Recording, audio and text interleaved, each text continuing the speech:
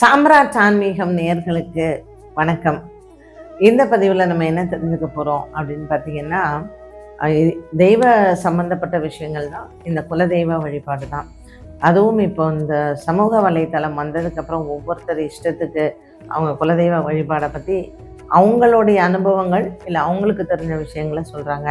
எப்பொழுதுமே ஒரு இறைவன் சம்பந்தப்பட்ட விஷயங்களை நம்ம பேசும் பொழுது ஒரு சம்பிரதாயத்தில் என்ன இருக்குது, சாஸ்திரத்தில் என்ன சொல்லியிருக்கு, இந்த விஷயங்கள் ரொம்ப முக்கியம்.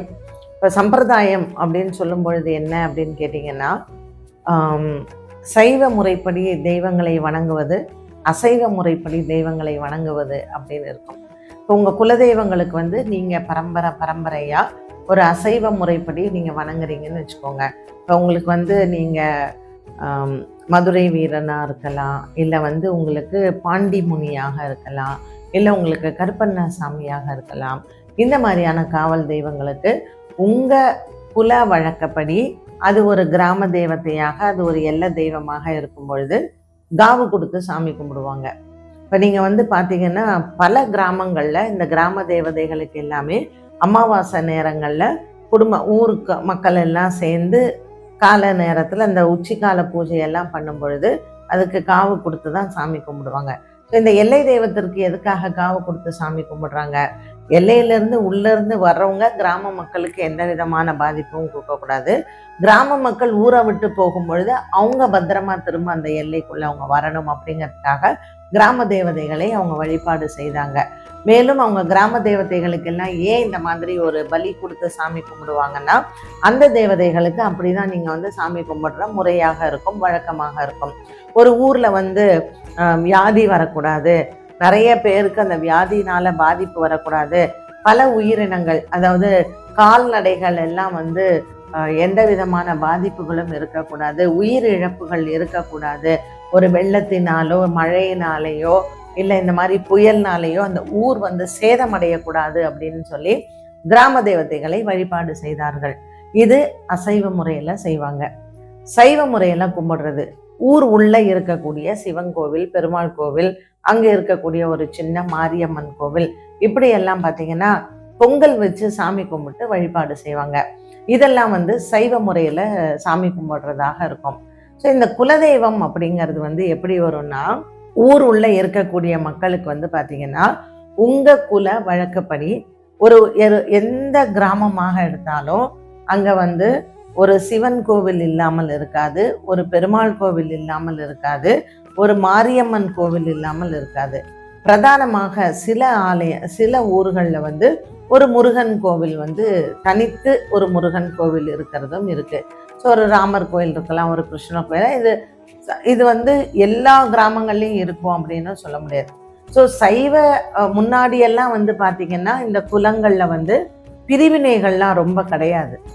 அப்போது சைவ முறைப்படி கோவிலில் பூஜை பண்ணுறவங்கள நம்ம சிவாச்சாரியாஸ்ன்னு சொல்கிறோம்.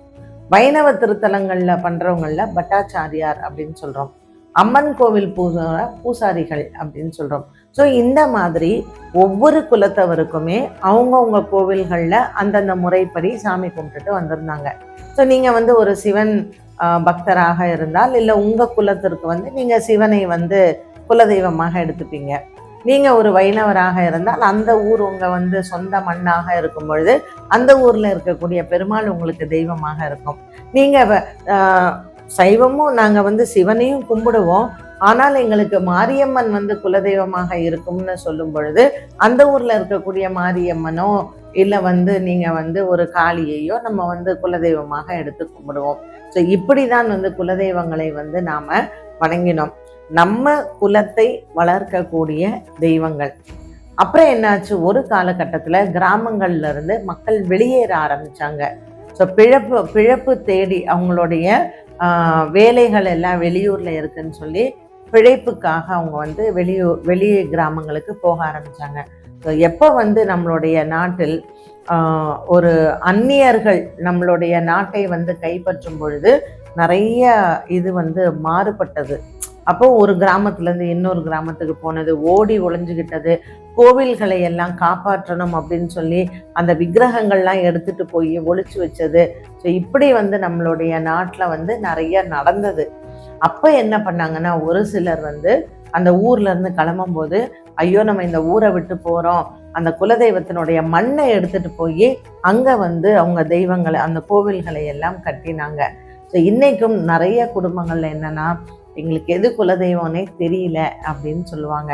ஸோ உங்களுக்கு உங்க குலதெய்வம் தெரியல அப்படிங்கும் பொழுது நீங்க என்ன மாதிரியான ஒரு வம்சத்துலேருந்து வரீங்க அப்படிங்கிறது நமக்கு தெரியும் இல்லையா? நம்ம கடா வெட்டி சாமி கும்பிடுற குடும்பமா, நம்ம முன்னோர்கள் கடா வெட்டி சாமி கும்பிட்டுருக்காங்களா அப்படிங்கிறது உங்களுக்கு தெரியும் இல்லையா? ஸோ நீங்கள் எல்லாருமே அந்த மாதிரி அசைவ முறையில் தான் நீங்கள் தெய்வங்கள் வழிபாடை செய்யணும். அண்ட் உங்களுடைய முன்னோர்கள் எந்த மண்ணில் இருந்து வந்தாங்களோ அந்த மண்ணில் இருக்கக்கூடிய தெய்வங்கள் தான் உங்கள் குலதெய்வமாக இருக்கும். இப்போ என்னால் அங்கே போக முடியல, நான் மலேசியாவில் போய் செட்டில் ஆகிட்டேன், பர்மாவில் போய் செட்டில் ஆகிட்டேன், நான் ஆஸ்திரேலியாவில் இருக்கேன் அப்படின்னு சொல்கிறவங்க, உங்கள் மண்ணில் ஏதாவது நீங்கள் ஒரு அம்மன் வழிபாட்டு முறையை கொண்ட குடும்பமாக இருந்தால் எங்கே இருக்கீங்களோ அந்த இடத்துல இந்த முறைகளை நீங்கள் எடுத்து செய்யலாம். ஒரு அம்மன் வழிபாட்டை நீங்கள் எடுத்து செய்யலாம். இப்போ நீங்கள் ஒரு சிவனை தான் நாங்கள் கும்பிட்டுட்டு வரோம், ஸோ சிவன் அம்பாள் தான் எங்களுக்கு குலதெய்வம், இல்லை எங்களுக்கு நாங்கள்லாம் வைத்தீஸ்வரன் கோயில் தான் கும்பிட்டுட்டு இருந்தோம், நான் ஆஸ்திரேலியா போயிட்டேன், அமெரிக்கா போயிட்டேன், என்னால் வருஷம் கும்பிட முடியலன்னா அங்கே இருக்கக்கூடிய முருகனும் அங்கே இருக்கக்கூடிய சிவபெருமானையும் நீங்கள் வழிபாடு செய்யலாம். பட் எப்படி பார்த்தாலும் நம்மளுடைய குடும்பமாக சென்று என் குலம் தழைக்க வேண்டும், என் குலத்தை நீ விளங்க வைக்க வேண்டும்னு சொல்லி குலதெய்வத்தை போய் சென்று வருடத்திற்கு ஒரு முறை வணங்கி வந்தால்தான் நம்மளுடைய குலம் தழைக்கும். இல்லைன்னா திருமணமாகாமல் நின்று போயிடும். திருமணமானால் கணவன் மனைவி விட்டு பிரிஞ்சிருவாங்க, குழந்தை பிறக்காமல் போகலாம், இல்லை பிறக்கிற குழந்தைகளுக்கு ஏதாவது ஊனமாக இருக்கலாம், குடும்பத்தில் ஒரு நிம்மதி அப்படிங்கிறது இருக்கவே இருக்காது. குலதெய்வ வழிபாடை நம்ம முழுமையாக நிறுத்திவிட்டாலும் பித்ருக்களின் ஆசீர்வாதங்களும் நமக்கு பரிபூரணமாக கிடைக்காது. ஸோ நீங்கள் என்ன பண்ணணும் அப்படின்னு பார்த்தீங்கன்னா, உங்கள் குலம் தழைக்கணும் அப்படிங்கும் பொழுது இந்த குலதெய்வ வழிபாட்டை நீங்கள் பின்பற்ற வேண்டும். இதில் நான் இவ்வளோ விஷயங்கள் சொல்லியிருக்கேன் இல்லையா? கண்டிப்பாக நீங்கள் குலதெய்வ வழிபாடை விட்டுட்டீங்க அப்படின்னு சொன்னால் இதில் எது நம்ம கனெக்ட் பண்ணிக்கலாம் அப்படிங்கிறது உங்களுடைய வீட்டில் இருக்கக்கூடிய பெரியவர்களை வைத்து நீங்கள் தாராளமாக முடிவெடுத்து கொள்ளலாம்.